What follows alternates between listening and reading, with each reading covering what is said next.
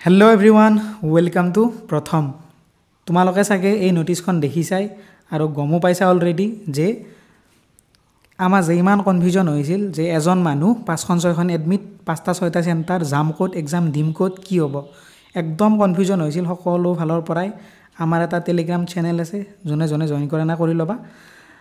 তাতেও আমাৰ সকলোৰে মাজত চিন্তা যে কি হ'ব ক'ত এক্সাম দিম বেলেগ বেলেগ আহি আছে এডমিট বহুতৰে কিন্তু সেম আহিছিল এডমিটো সেম আহিছে ৰোল নাম্বাৰো সেম আহিছে চেণ্টাৰ সেম আৰু বহুতৰে ম্যাক্সিমামৰ কিন্তু বেলেগ বেলেগ এতিয়া সিহঁতে নোটিফিকেশন দি কৈছে যে তোমালোকে যাৰ 3খন 4খন 5খন 6খন যিমানখন এডমিট আহিছে তোমালোকৰ য'তে ইচ্ছা চেণ্টাৰ সেইটো চেণ্টাৰতে যাবা যা এক্সামটো দি থৈ আহিবা গতিকে এক্সামটো দি থৈ অহাৰ পাছত কি কৰিব বুলি কৈছে যেতিয়া যদি তুমি কোৱালিফাই কৰা তেতিয়া ভাইভাৰ সময়ত কি কৰিব তোমালোকক নিজে চইচ কৰিব দিব যে তোমালোকে কোনটো পোষ্টত যাব বিচাৰা কোনটোৰ ফালে গতিকে সিহঁতে এইখিনি কৈছে কিন্তু পুৰা ভালকৈ ডিটেইলছত আৰু ক'ব লাগিছিল কিন্তু কোৱা নাই কি ক'ব লাগিছিল সিহঁতে এইটো মেনশ্যন কৰিব লাগিছিল যে কাট অফটো কেনেকুৱা হ'ব কাট অফটো কেনেকৈ যাব এইটো মেনশ্যন কৰিব লাগিছিল কাৰণ যেহেতু বহুত পোষ্ট আছে বেলেগ বেলেগ আমি বেলেগ বেলেগকৈ এপ্লাই কৰিছোঁ সকলোৱে কাট অফৰ কথা তেওঁলোকে একো কোৱা নাই সেইটো ক'ব লাগিছিল তাৰ পাছত পুৰা মানে ডিটেইলছত এটা যেটো লাগে সেইটো আমাক কোৱা নাই জাস্ট এক্সাম দি আহিব দিছে এতিয়া বহুতৰে কনফিউজন থাকিব যে মই এইটোত এক্সাম দিলোঁ সেইটোত এক্সাম নিদিলোঁ কি হ'ব কি নহ'ব এতিয়া চোৱা তেওঁলোকে অফিচিয়েলি কৈ দিছে যে যিকিনো চেণ্টাৰত দিবা হৈ যাব গতিকে এতিয়া আৰু সেইটো কুৱেশ্যন নকৰিবা যে কি হ'ব এইটো এক্সাম চেণ্টাৰত যাম নে সেইটো এক্সাম চেণ্টাৰত যাম সেইটো নহয় তোমালোকৰ ওচৰত যিটো চেণ্টাৰ আছে সেইটোত যোৱা ঘৰৰ পৰা ওচৰত যিটো হয় তাতে যাই এক্সামটো দি থৈ আহা আৰু এতিয়া এডমিট কেইখন লৈ যাম লগত এইটো এটা কথা কিমান কেইখন এডমিট আহিছে এতিয়া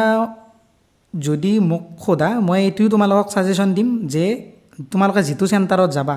সেই চেণ্টাৰটোত যদি তোমালোকৰ দুটা এডমিট আহিছিল যে এইটো মোৰ চেণ্টাৰ ধৰি লোৱা তোমালোকে 5টা পোষ্ট এপ্লাই কৰিছা তাৰে দুটা পোষ্টৰ কি এটা চেণ্টাৰতে পৰিছে দুখন এডমিট তোমাৰ এটা চেণ্টাৰতে পৰিছে সেম চেণ্টাৰ কিন্তু ৰোল নাম্বাৰটো বেলেগ বেলেগ তেতিয়া তোমালোকে কি কৰিবা যিটো চেণ্টাৰত তোমালোকে এক্সাম দিব যোৱা সেই চেণ্টাৰত তোমালোকৰ লগত যিকেইখন এডমিট আছে গোটেইকেইখন লৈ যাবা কাৰণ চোৱা এডমিট দুখন লৈ যোৱা বা 3খন লৈ যোৱাত একো প্ৰবলেম নহয় তোমাৰ বা মোৰ একো প্ৰবলেম নহয় 5 টকা ল'ব বা 10 টকা ল'ব ফটোষ্টেট কৰোঁতে জেৰক্স কৰোঁতে গতিকে যিহেতু কনফিউজন অলৰেডি হৈয়ে আছে যে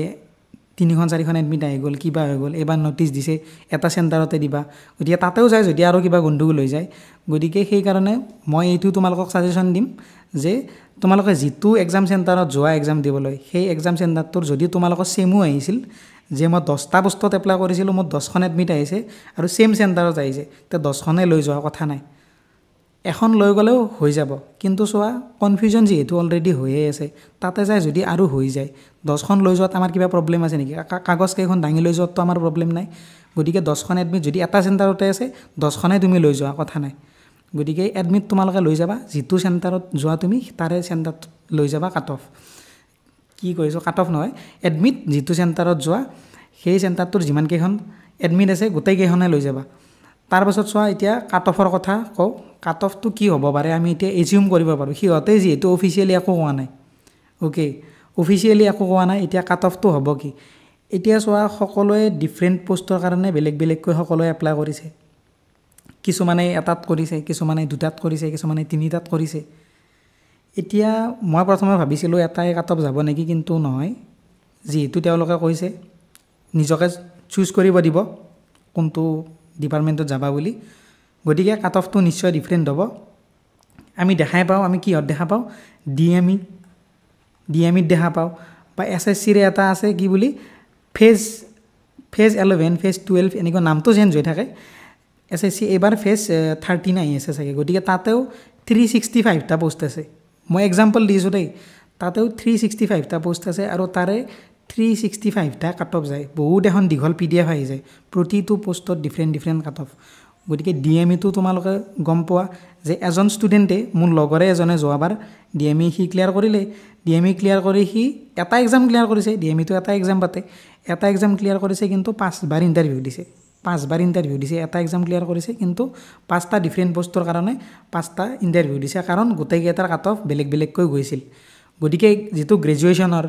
যেনেকুৱা SSC 365টা পোষ্ট আছে ইয়াততো তেনেকুৱা ইমানো নাই বেছি গতিকে ডিফাৰেণ্ট কাট অফ দিয়াটো একদম সহজ কথা যদি সিহঁতে তেনেকৈ কৈছে যে ফাইভাৰ টাইমত চুজ কৰিব দিব গতিকে কাট অফো নিশ্চয় ডিফাৰেণ্টে দিব এইটো আমি এজিউম কৰি ল'ব পাৰোঁ মেক্সিমাম পচিবিলিটি আছে যে কাট অফ ডিফাৰেণ্ট হ'ব ওকে প্ৰতিটো পোষ্টৰ কাট অফ বেলেগ বেলেগ হ'ব এইটো তোমালোকে মনত ৰাখিবা কাৰণ চোৱা যেটো জুনিয়ৰ এছিষ্টেণ্ট অনলাইনটোৰ কথা কওঁ মই যেটো জুনিয়ৰ এছিষ্টেণ্টৰ এটা পোষ্ট আছিল জুনিয়ৰ এছিষ্টেণ্ট বুলি সেইটোত বহুতে এপ্লাই কৰিছে আৰু এটা আছিল কিবা ষ্টেটিষ্টিকেল এছিষ্টেণ্ট নে কিবা এটা পোষ্ট আছিল মোৰ ভালকৈ মনত পৰা নাই এটা আছিল জুনিয়ৰ এছিষ্টেণ্ট আৰু এটা আছিল ষ্টেটিষ্টিকেল এছিষ্টেণ্টটোত কিন্তু অলপ কম সংখ্যক ষ্টুডেণ্টে এপ্লাই কৰিছে গতিকে চোৱা সেই হিচাপত কাট অফো বেলেগ বেলেগকৈ যাব অভাৰঅল কাট অফ গ'লেতো প্ৰব্লেম হৈ যাব গতিকে তোমালোকে এইটো ভাবি থৈ দিয়া যে যিমান পোষ্ট আছে সকলোৰে কাট অফ বেলেগ বেলেগকৈ যাব আৰু চোৱা যিকেইটাৰ স্পেচিয়েলি কোৱালিফিকেশ্যন বিচাৰিছিল যে নাৰ্ছিঙৰ পোষ্ট আছিল পাছত কিবা টেকনিচিয়ানৰ পোষ্ট আছিল বেলেগ বেলেগ টেকনিকেলৰ গতিকে চোৱা সিহঁতৰতো এটাই কাট অফ দি দিব নোৱাৰে কাৰণ তাতে ষ্টুডেণ্টটো বহুত কম হ'ব কাৰণ স্পেচিফিক কি কৰা কোৱালিফিকেশ্যন থকা ষ্টুডেণ্টবিলাকৰ পৰিমাণটো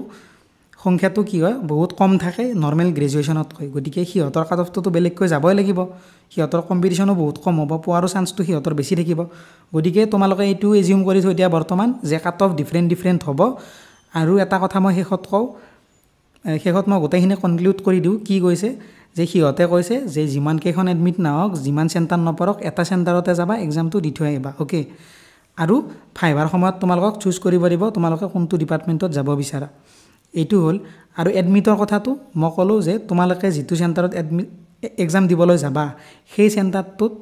যিকেইখন এডমিট পৰিছে গোটেইকেইখনেই লগত লৈ যাবা যাতে একো প্ৰব্লেম নহয় অ'কে এখন লৈ গ'লেও হৈ যাব কিন্তু যাতে একো প্ৰব্লেম নহয় কাৰণ তুমি যাবা এক্সাম এটা দিবলৈ যাবা চিৰিয়াছনেছটো তোমাৰ এইখিনি থাকিব লাগিব নিশ্চয় প্ৰব্লেম নহ'বৰ কাৰণে কি কৰিবা গোটেইকেইখন এডমিট লৈ যাবা আৰু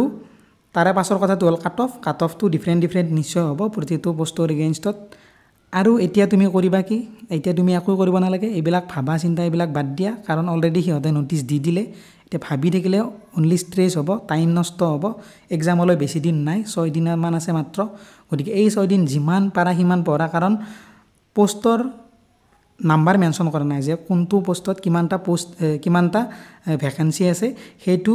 মেনশ্যন কৰা নাই তেওঁলোকে গতিকে ক'ৰবাত 2-3টা থাকিব পাৰে এতিয়া চোৱা যদি জুনিয়ৰ এছিষ্টেণ্টত সকলোৱে এপ্লাই কৰিছে কাট অফো সেইটোত বেছি হ'ব এতিয়া চোৱা তাতে যদি পোষ্টে কম আছে কাট অফটো একদম আকাশ চুব গতিকে আকাশ যদি কাট অফ চুৱে আৰু চুবই বহুতকেইটা পোষ্টত কাট অফ বহুত বেছি হাই যাব এইটো চিয়'ৰ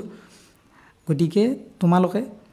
ভালদৰে পঢ়া এইকেইদিন এইবিলাক চিন্তা বাদ দিয়া আৰু কালি ফুল মক টেষ্ট আহিব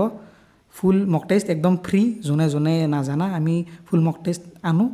বা মক টেষ্টটো আনো গতিকে টেলিগ্ৰাম চেনেলটো জইন কৰি ল'বা তাতে ৰাতিপুৱা 9টা মানত বা 10টা মানত দি দিম মই তোমালোকক ফুল মক টেষ্ট তোমালোকে এটেম্প্ট কৰিবা আৰু মই এডাল পোল দিম তাতে তোমালোকে ক'বা কিমান নাম্বাৰ পাইছা একদম ৰিয়েল এক্সামৰ দৰে কৈ দিবা গতিকে এইখিনিয়ে আছিল ক'ব লগা এইখিনি যদি কিবা কনফিউজন লাগিছে ভিডিঅ'টো বেক কৰি আৰু অলপ চাই ল'বা